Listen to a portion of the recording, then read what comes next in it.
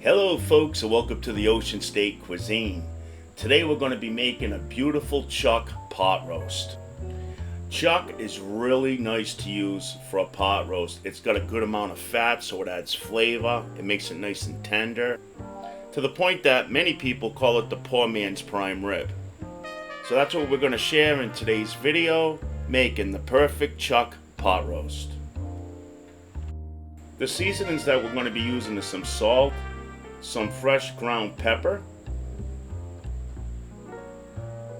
We're going to be using some rosemary leaves. We're also going to be using some Italian seasoning. We're also going to use a medium-sized onion. Then we're going to use some beef broth and some minced garlic. Then a couple of splashes of Worcestershire sauce, and then a can of mushrooms sliced. Next, we want to get a pot that's large enough to accommodate the size of your roast. Now I'm going to turn the heat on to about medium to medium high. And then we're going to add some oil to it. I'm just using vegetable oil right here, just enough to cover the bottom of the pot. It's best to add the oil as the pan is heating up, not at full temperature, or else it could smoke and burn. So what I did was that I salted the top of the roast, and I'm going to flip it over and put the salted part on the bottom where it's in contact with the bottom of the pot. And this is the beautiful sizzle sound that you want to hear.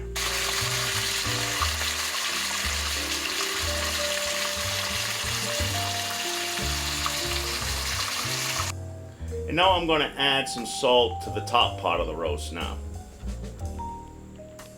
And let it cook for a good couple of minutes so it gets that nice brown color on the bottom side of the roast, as we see right here. Then I lowered the temperature to about medium-low. Now for our onion, I just cut it in 4 sections just like that. And then what I do with my fingers is that I pull apart each layer of the onion as we see here. Now I can't show these steps because I still have to hold on to my camera while I'm filming, until eventually I get a stand for it. Now we're going to turn the heat up to about medium, and we're going to add our beef broth now. And I go up about halfway of the thickness of the roast. We don't want to totally submerge the roast and boil it. Now, if I don't have beef broth, what I use is a can of beer. Beer tastes really good as a stock for pot roast. If you only have water, I don't really advise it, but once we season the water, it should be fine. Now we're going to hit it with some ground black pepper. Now for our mushrooms, we're just going to add them to the side of the roast, down into the stock. Excuse this clip, I know it looks pretty funky. Now you could leave out the mushrooms if you don't have any, or if they're not something that you really enjoy. But if you do like them, I think that they add a nice texture to the overall stock. Now we're going to lower the temperature to about medium-low. Now this is where I get a little crazy with the garlic. I actually put a layer of the minced garlic all along the top of the roast. It is delicious. And then also some of the garlic down along the side of the roast, right down into the stock. Because the reason why we're adding everything to the side of the roast is because we want the bottom of the roast to get some love also. And again, I don't know why my camera's doing this, but anyways, next we're going to add some Italian seasoning. And we're just going to give it a nice generous coat right along the top of the roast, and then also down into the sides. A lot of cooks use Italian seasoning because it has a perfect blend for many dishes. Next, I'm using some dried rosemary leaves, and this adds such a great flavor to most meats. And I'm going to take a guess and probably say maybe I use maybe just a little less than a teaspoon, or maybe about a teaspoon's worth. Now if you have the fresh stuff, hey, that's even better. Put a couple of sprigs of that in there, you're going to have a fine tasting roast. Now we're going to be adding the Worcestershire sauce, and I'm just going to add it along the edge of the roast in the stock. I'm not going to actually put it on top of the roast. And I would say that I probably used a teaspoon to a teaspoon and a half of this. You don't want to overdo it. And now next, let's just get a small spoon and let's just stir around that stock a bit and get those ingredients well blended. And again, I apologize for these camera angles. Now I pick up the roast a little bit from the bottom of the pan so that some of those juices get underneath the roast. Because again, we want to season the whole roast, not just the top. Now, last but not least, we add our onion to it. So you can see I well coated the top of the pot roast with the onion, and then I also put the remaining of the onion down along the sides right into the stock. Now, while I was adding the seasonings, I had mine simmering at a pretty good rate, so I lowered it now to low. It depends on how high your range actually cooks. Mine on low could still do a hard simmer, because we do need to cover this. So whenever you cover something when it's cooking, it's going to cook a lot higher than it would if it was uncovered. So this is the perfect simmer that it should be at, what we're seeing right here.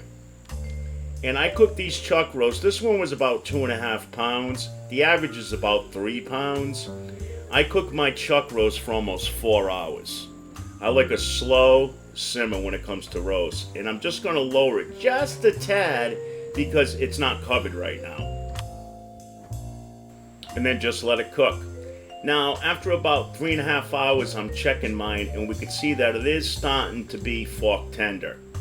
That's a really good sign that this roast is pretty much done.